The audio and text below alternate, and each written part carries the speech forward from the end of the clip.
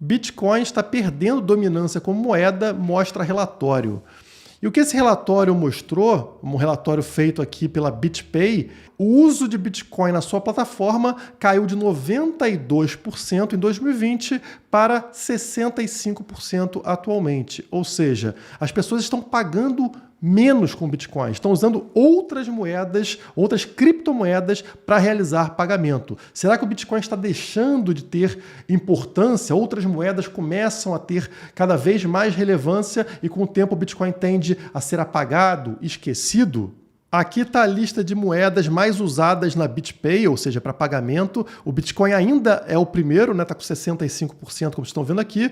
Depois a Ethereum vem em segundo com 15%, 13% stablecoins, 3% Litecoin, 3% Dogecoin, 3% Shiba Inu. Então, será que o Bitcoin está deixando de ser relevante, né? Pouco a pouco, ele vai sendo menos e menos usado para pagamento? Significa que outras moedas aqui vão substituir o Bitcoin como uma moeda, como uma criptomoeda mais importante?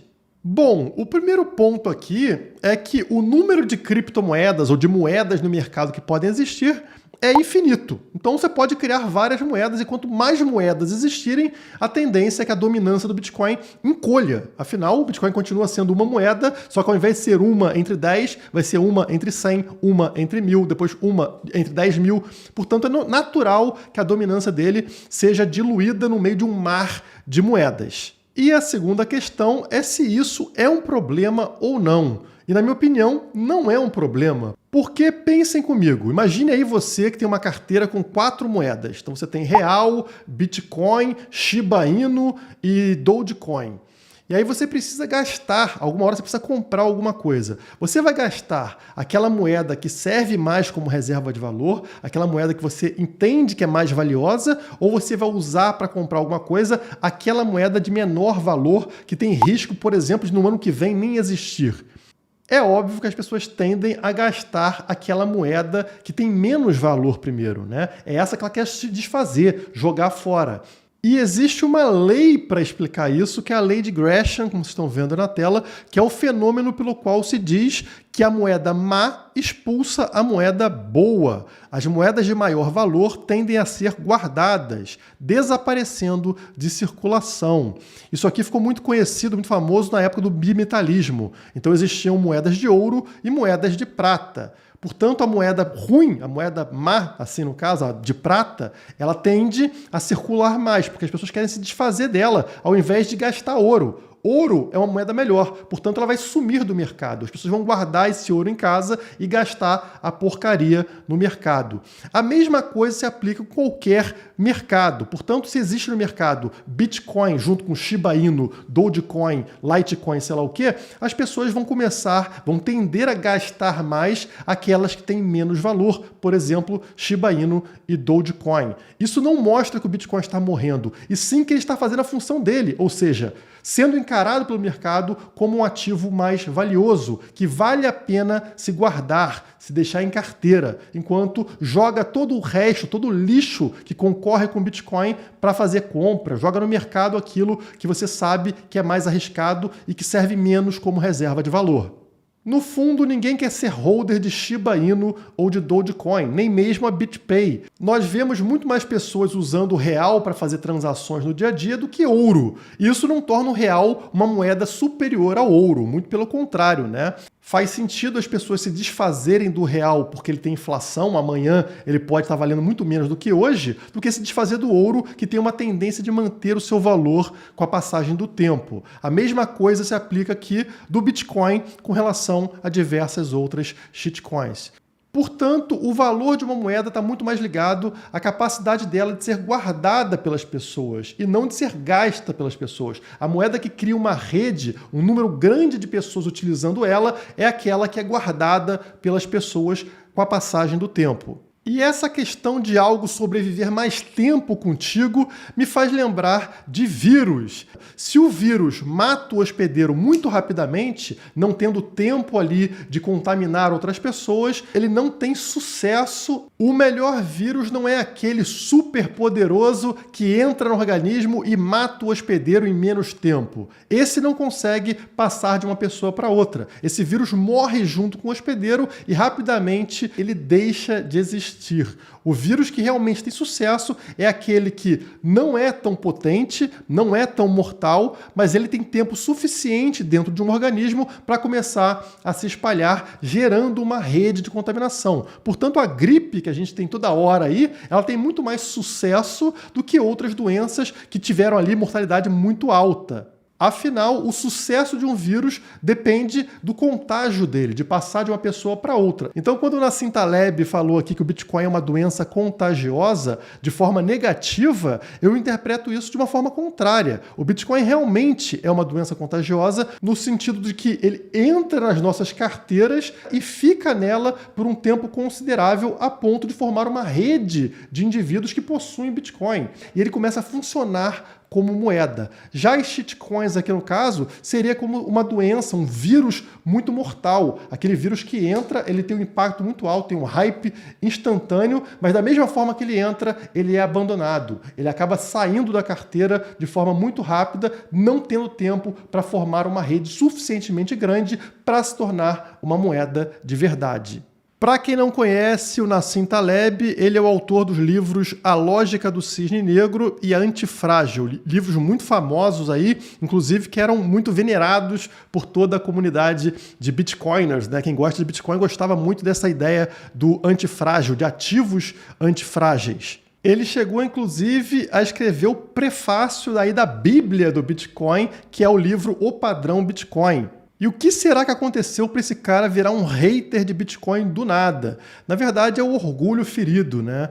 Ele é um cara ali que era venerado pela comunidade, mas a visão política dele era contrária à da maior parte dos Bitcoiners. Então, por exemplo, essa questão aí da pandemia, ele ficou do lado oposto à maior parte da comunidade e isso acabou ferindo o ego dele e ele virou um hater de Bitcoin do nada, né? Ele confundiu as coisas, confundiu política com a questão da moeda e agora ele fala mal sobre o Bitcoin. O Bitcoin vai se espalhar e seu preço vai disparar até a saturação, ou seja, até ele está falando que o preço do Bitcoin vai disparar, né? Quando todos os otários estiverem envolvidos, a crença dominante fará disso um investimento óbvio. Isso é fragilidade máxima, escreveu o Taleb.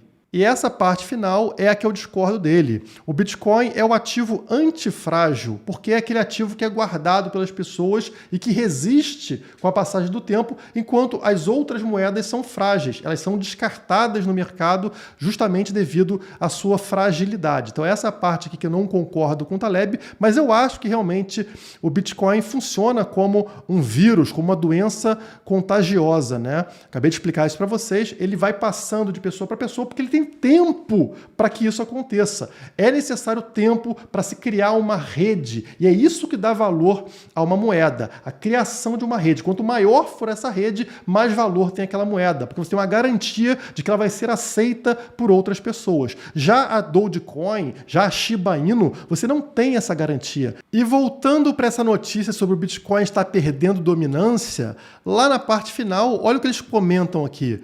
Pessoas gastam menos bitcoins quando o preço cai. Ou seja, as pessoas estão dando valor aos seus satoshis, gastando-os em períodos de abundância e acumulando o máximo possível em períodos de baixa.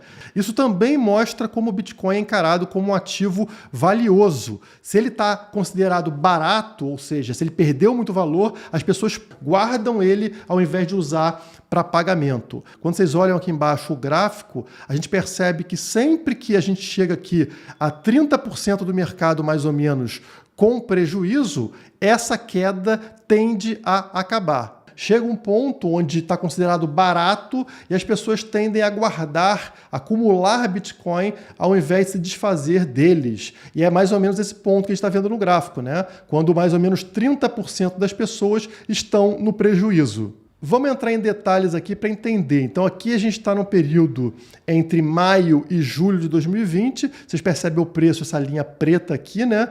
E nesse momento aqui foi quando 30% dos investidores estavam negativos, estavam no prejuízo. E aí, a partir daqui, a gente percebe o preço subindo, o preço volta a subir, né? Mais para frente, aqui já no período entre maio e julho de 2021, vocês percebem a mesma coisa. O preço lá em cima ele cai, quando mais ou menos 30% do mercado está negativo, essa queda acaba, né? Essa linha amarela atingiu esse patamar, ó, aí a queda acaba e aí o preço volta a subir a partir daí. E é justamente o ponto que a gente está hoje, ou seja, 30% daqueles que possuem Bitcoin estão negativos. É uma hora onde, historicamente, pelo menos recentemente, isso está acontecendo, né? O preço reverte e volta a subir. Exceto se a gente estiver realmente num bear market, não tiver mais ainda num ciclo de alta, né? Porque aí no bear market esse percentual pode cair para até essa faixa aqui embaixo, dos 50%, tá? Então, se entrar em bear market, pode ter bastante sangue, até metade do mercado ficar no vermelho. Eu não acho que a gente está em bear market, tá? Mas pode ser que sim. Agora, será que a gente vai ter cada vez mais e mais moedas disputando o mesmo mercado, cada vez mais opções de altcoins, e você vai fazer um pagamento e vai ter lá 50 opções de moedas para realizar esse pagamento? Será que isso realmente é viável? Eu acho que não. Porque complexidade atrapalha. Você ter alternativas ali, 2, 3 opções, é algo positivo. Você ter 50, 100 opções é algo paralisante. Não sei se vocês já tiveram, já passaram por isso, né? Na hora de escolher algum produto. Ah, eu quero comprar um produto, tá? E existem lá 2 opções. Legal, você escolhe um ou escolhe o outro, pesquisa, né? E aí você escolhe qual é melhor e compra. Agora, se você chega lá e tem 50 modelos diferentes, você acaba nem comprando o produto, porque você não sabe o que fazer, você não sabe qual que é melhor, nem tem tempo de pesquisar. Se torna muito complexo. Então, complexidade, ele atrapalha o mercado. Ele atrapalha essa rede que é necessária para dar valor a uma moeda ou a qualquer outro produto. E Bitcoin tem relação com isso. No futuro, eu entendo que poucas moedas vão sobrar, ou mesmo somente o Bitcoin, devido à necessidade de simplificação. Não dá para ter um mercado tão complexo para a realização até mesmo de pagamentos. Isso tem a ver com isso daqui, ó. Brasil é o país mais complexo do mundo para fazer negócios, diz relatório. E vocês acham que isso é positivo ou negativo? É negativo, é complicado, é complexo no sentido de que é muito difícil fazer negócio no Brasil, porque tem diferentes esferas de legislação, tributação, várias coisas que a pessoa precisa entender para conseguir fazer negócios no Brasil. Seria muito melhor se fosse simplificado, mas não é. Então a matéria explica aqui o que faz do Brasil mais complexo, em primeiro lugar, é a quantidade de camadas, municípios, Estado e Federação com suas especificidades de legislação e tributação. Então, quantidade de camadas. A mesma coisa se aplica para as criptomoedas. Você não quer entrar num lugar e ter que conhecer 100 tipos diferentes de blockchain ou de formas de pagamento ou de taxas. Você quer entrar lá e fazer um pagamento e pronto. E uma coisa interessante dessa matéria é isso aqui, ó. Entre os países menos complexos para os negócios aparecem no relatório, olha quem está aqui, é El Salvador. Sim, o país que adotou o Bitcoin como moeda mostra que eles realmente estão em busca daquilo que é menos complexo. Eles estão focando toda a economia nisso, inclusive a própria moeda. Então é interessante ver El Salvador aqui completamente ao contrário do Brasil, né? O Brasil está aqui como mais complexo, mais complicado, enquanto El Salvador está lá no finalzinho da lista, né, junto com outros países interessantes aqui, como, por exemplo, Hong Kong, Dinamarca, Holanda, Estados Unidos. E uma coisa interessante do Bitcoin durar como ativo na carteira das pessoas, né, não sendo gasto, é que permite que essa rede que é criada evolua. E aqui tem uma notícia nessa linha. Intel cria chip para mineração de Bitcoin com consumo energético otimizado. Portanto, tudo aquilo que o Bitcoin tem de crítica, como, por exemplo, gastar muita energia, já que ele sobrevive, já que existe uma rede grande, existe um incentivo para que empresas investam em melhorias para essa rede, para essa tecnologia. E a Intel está fazendo justamente isso, criando chips aqui que consomem menos energia elétrica. O Bitcoin vai se tornando muito melhor com a passagem do tempo, enquanto as altcoins não, porque elas acabam sendo substituídas umas pelas outras. Tem a Dogecoin, tem a Shiba Inu, daqui a pouco tem outra, e outra, e outra, e outra, Baby Doge, e assim vai. Não dá tempo da tecnologia evoluir, nem de uma rede ser criada. E na hora que o Bitcoin permite isso, permite uma evolução, um desenvolvimento, você começa a ver coisas nascendo disso. Então você tem chips agora que permitem mineração com baixo consumo energético, que permitem, inclusive, olha só, você ter produtos como esse, um aquecedor de casa, qualquer pessoa pode ter. Olha aqui um exemplo, ela liga o aquecedor, né? Bota o dispositivo, ele tem ali, obviamente, está aquecendo o ambiente, e essa energia que seria desperdiçada, esse calor que foi gerado, ele serve também para a mineração de Bitcoin, permitindo aí que você ganhe de 3 a 4 dólares por dia de uso desse aparelho. Então você vai ter agora aquecedores, máquinas de lavar, qualquer eletrodoméstico da sua casa pode te gerar dinheiro, pode te gerar Bitcoin, devido justamente ao avanço da tecnologia e essa rede que existe. Imagina se vai ter um aquecedor para cada altcoin do mercado. Não, seria muito complexo. Vai todo mundo focar naquilo que é mais usado, que é uma rede maior, no caso, o Bitcoin. É por isso que ele domina como moeda e cada vez tende